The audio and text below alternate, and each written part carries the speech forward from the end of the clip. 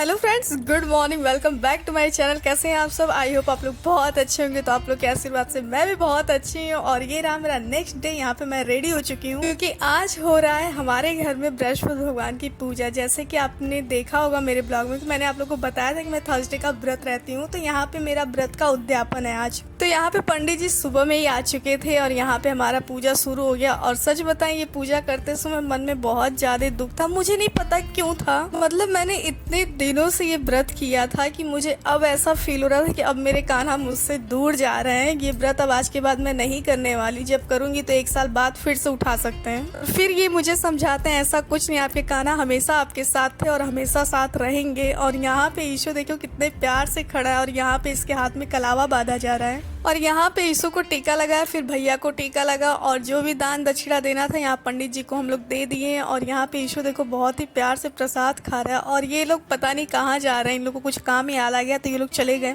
और मैं और भाभी आ चुके हैं छत पे। और बहुत सालों बाद आज मैं जा रही हूँ खाना खाने, मतलब थर्सडे के दिन जा रही हूँ खाना खाने, क्योंकि आप जानते हो हमेशा से कि मेरा थर्सडे का व्रत होता है। और आज मैंने फाइनली उद्यापन कर दिया। तो यहाँ पे खाना खाने के बाद मौसम भी बहुत ज़्यादा सुंदर था। तो यहाँ पे मैंने सोचा क्यों ना हीरो जी को अपना थोड़ा सा गांव दिखा दिया जाए। तो मैं इनको लेके पहुंच गई अपने गांव के फेमस मंदिर, बड़े हनुमान जी का मंदिर। और ये मंदिर बहुत ही फेमस है हमारे घर में। जो कोई भी आता है इसी मंदिर में हम लोग सबसे पहले उसको लेके जाते हैं। तो यहाँ पे हम लोग आ चुके हैं और यहाँ पे ये हनुमान जी के दर्शन किए। और इस मंदिर में बहुत कुछ है देखने के लिए। और ये इस मंदिर के बारे में आपको जो कुछ भी जानना है या इस मंदिर को अच्छे से देखना है तो आप मेरे चैनल पे जा सकते हैं। इस मंदिर का पूरा फुल वीडियो है और आप मुझे देखो और मुझे कमेंट में बताओ कि इस मंदिर में आप गए हो या नहीं।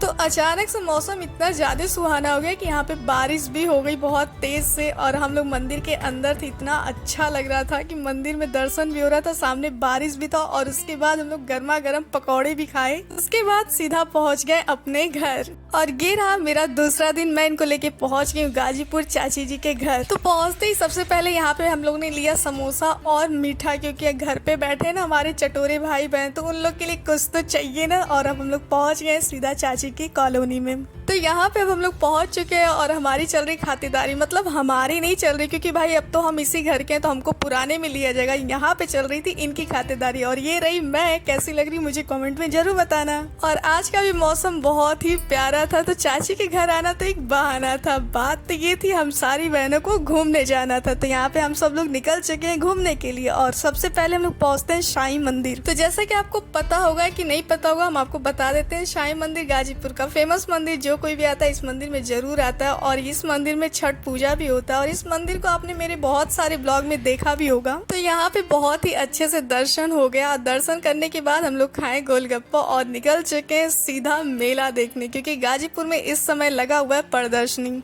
तो गाजीपुर में ये मेला हर साल लगता है और हर बार अलग अलग थीम पे लगता है। तो इस बार का थीम था डिज्नीलैंड, जिसमें हम लोग एंट्री कर लिए। और सबसे पहले यहाँ पे टिकट लेते हैं और अब चलते हैं अंदर। अंदर आने के बाद दिखा बहुत सारा सामान। फिर उसके बाद हम लोग को जो भी मार्केट करना था हम लोगों ने मार्केट कर लिया। तो अब बारी थी झूला झूलने की और सबको यही ड्रैगन झूला मिला था। और आपको पता ना, तो मैं बता दूं मुझे झूले से बहुत डर लगता है। फिर मैंने सोचा जब मेरी बहनें और इनका साथ, तो फिर किस बात का डर यार, चलो चलते हैं। और उसके बाद जो हुआ ना, हम आपको बता नहीं सकते, इतना ज्यादा डर लग रहा था, बस यही था कब ये झूला रुक जाए। और मेरे चेहरे से आप देख सकते हैं कि मुझे कितना ज्यादा डर लग रहा था, किसी तरह ये झूला रुका, फिर मैंने सोचा जान में जान आई, फिर जान बची तो लाखों पाया, ये कहावत अब समझ में आया। यहाँ से निकलने के बाद हो चुकी थी रात और अब बारी थी पेट पूजा करनी, तो हम लोग पहुँच गए गाजीपुर के फेमस होटल ग्रैंड पैलेस। तो ये होटल वाकई में बहुत खूबसूरत था और यहाँ का जो भी नाश्ता था वो भी बहुत टेस्टी था। अगर आप इस होटल में आए हो तो मुझे कमेंट में बताना कि आपको कैसा लगा, नहीं आया तो एक बार जरूर विजिट करना। और उसके बाद हम सब लोग ने टेस्टी नाश्ता के ईसो भाभी के लिए मैंने पैक करवाया और बहनों को छोड़ दिया चाची के घर और हम लोग निकलते अपने घर।